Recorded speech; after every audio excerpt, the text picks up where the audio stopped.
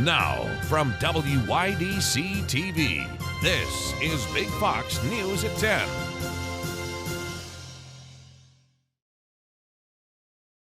Good evening, I'm Harriet Wallace and has the evening off. Well, if you've been to Seneca Lake this summer, you may have noticed hundreds of dead fish in the water and washed up on the shore. Well, tonight our Maggie Hall tells you why these fish are dying at such an alarming rate. Maggie?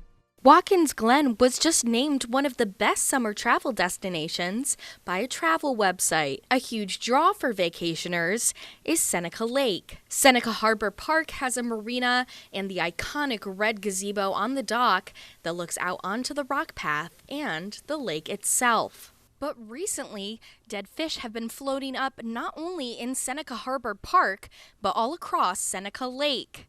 The amounts of dead fish counted into the hundreds, and no one knew why, until a test done by Cornell University found out the cause. Lake samples analyzed by Cornell University's College of Veterinary Medicine were found to have a parasite and bacteria in them. Chilodonella, a common water parasite, along with Aeromonas hydrophila, a bacteria, were found in the samples of the Seneca Lake water. The bacteria causes a disease in fish called motile aeronomus septicemia. But should humans be concerned? The Department of Environmental Conservation confirms that no, neither the bacteria or the parasite have any impact on human health. The New York State Department of Conservation is asking anyone who encounters dead fish while at the lake to contact regional fisheries staff at 585-226-5343. While there has been a die-off of fish in the lake, the DEC commented that there is no significant deficit in the fish populations to be worried about. Maggie Hall, Big Fox News, Watkins Glen. A familiar haze is back in the Twin Tiers with the smell of smoke in the air. An air quality alert has been issued for our area as the AQ1 reaches into the hundreds. As of 1 o'clock this afternoon, downtown Corning had an AQ1 of 152, which is considered unhealthy. Smoke from Canadian wildfires is still sweeping over the United States. We'll have more on the conditions coming up in our complete forecast. Authorities resumed searching for two children lost during Saturday's fatal flash flooding in Pennsylvania. This as more extreme weather, including record-setting temperatures, are expected again this week. Alexandria Hoff has the latest. More than a quarter of the U.S. population fell under extreme heat advisory Sunday as triple-digit temperatures soared, breaking heat records in the South from California to Florida. This week, that same heat dome is expected to linger. Feels like football practice in the middle of August. That's what it feels like. It's hot. Death Valley is dominating global heat records, topping 128 degrees over the weekend, close to the hottest recorded temperature ever documented on Earth. Oh, your arms are burning, your face is burning. In the Northeast, more extreme weather brought heavy rain, spurring a round of flash flooding that claimed at least 5 lives in Pennsylvania. Huge gust of water just came down from 532. Down a hill. Across other parts of the East Coast, officials urged caution as more rain threatened dangerous landslides. We want everybody to just be vigilant and be careful.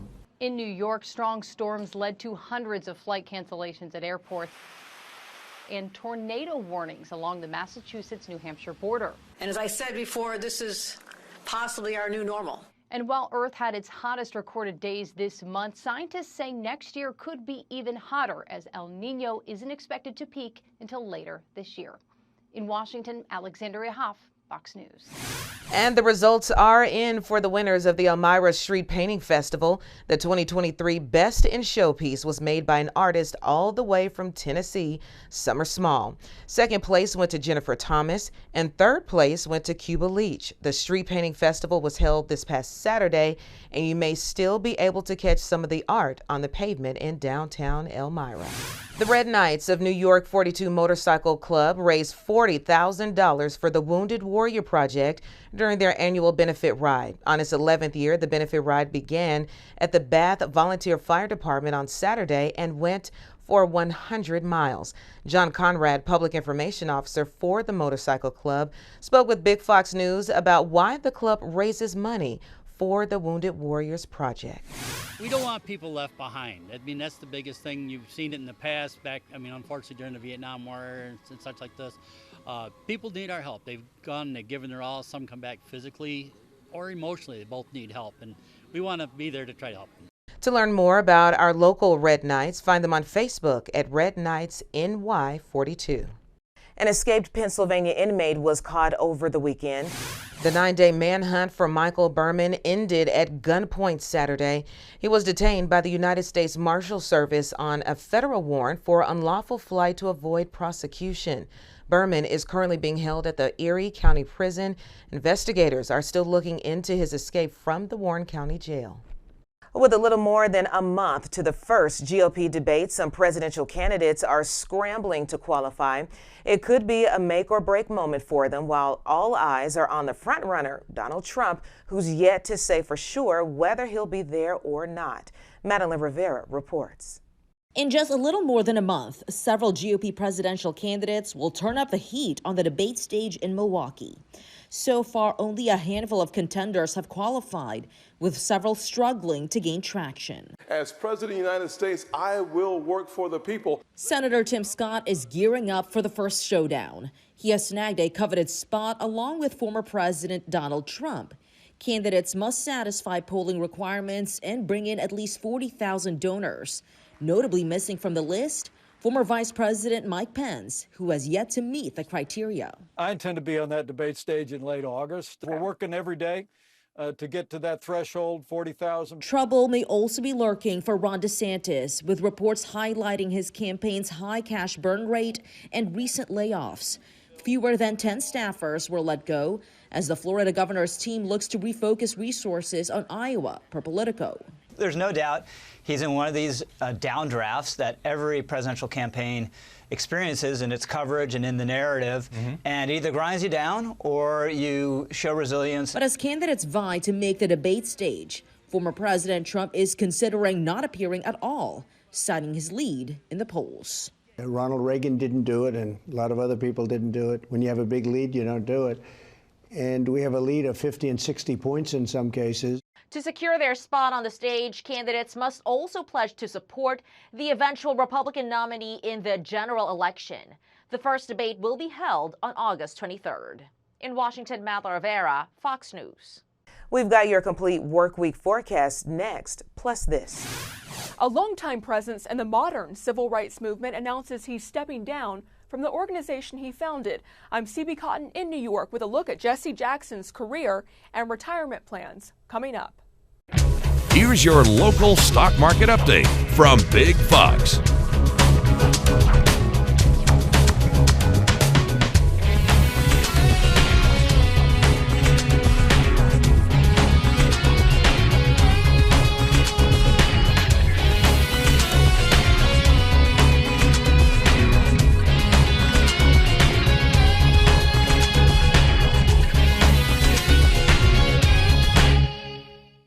Now, your Twin Tiers forecast from Big Fox. Well, good evening. A new week brings some new concerns, but we've seen this concern. It's just been a few weeks, and that is more of that Canadian wildfire smoke spreading its way across our region. Now, that does bring us underneath this air quality alert, that gray shaded area for the entire region, at least through Tuesday. But note that we will be battling this at least for the next week, as when we look at the satellite imagery across the eastern portion of the state, we have it running from the east coast all the way through that Mississippi River Valley. So there's lots of plumes to see of this passing on through. There will be some times of improving that air quality, but note that definitely mixing it in and out, at least for the next week, is going to be dominant with this active weather pattern. So if you have sensitivities, make sure that you're limiting your outdoor time. Also, as we rolled into the afternoon, you can see a little bit more dense cloud cover. That is actually some of the shower and thunderstorm activity that has been spreading its way up into portions of New York, giving us some chances for some showers and thunderstorms. Those storms have even continued to bring some severe wind gusts with them, but but we should see that those storms are going to continue to dwindle as we step towards that sunrise time frame. But always keep yourself wary. Do not venture out in those overnight hours with these storms. Lightning is still a big risk, even as those storms start to weaken. Now, we're going to see another round of some scattered activity for our Tuesday, so we'll time that out in a minute with even a few stronger storms. But our scattered activity for tomorrow is going to usher in a gorgeous Wednesday. Still might have to battle some of that haze, and then we will be stormy again. This really on again, off again pattern. It continues here through the middle of July. Now, rolling through that forecast, there's some of that overnight activity that is diminishing, which is going to usher in some sunshine to start off our Tuesday. And then just outside of those Finger Lakes, that's where we start to fire up some of those storms, and then they come more organized and strong for the eastern portion of the state. So we see that as we look at the Storm Prediction Center, there is that marginal risk. So a level 1 out of 5 across more of the eastern half of the state, just outside of our local area. But we are the firing zone. We'll see those storms quickly develop into the early afternoon. Still could bring some gusty winds with them, even some smaller to large hail and frequent lightning. So do keep yourself wary. But we can see that we're not going to be the zone that's going to be dealing with the significant rainfall. Flood watches are off to the east where that concern is, but we could still walk away with some accumulation, especially where those storms quickly develop. Could walk away with anywhere from 1/4 of an inch of rainfall, maybe a little bit more there, up to about 410, seeing a few common numbers there. So keeping an eye on that threat, though flooding threat may return later this week with that next storm chance. But as the storm chance moves on through, we keep temperatures fairly seasonable, anywhere from upper 70s to those mid 80s. And then underneath that sunshine, depending on how milky and hazy it is, could trend temperatures a little warmer, but generally still staying pretty seasonal. So we'll take what we can get here, especially moving out some of those more hot and humid days. We may return to some of that heat and humidity, though, on Thursday, as that's when we set up that next storm chance that could keep us stormy at least through the early weekend with some drying by Sunday.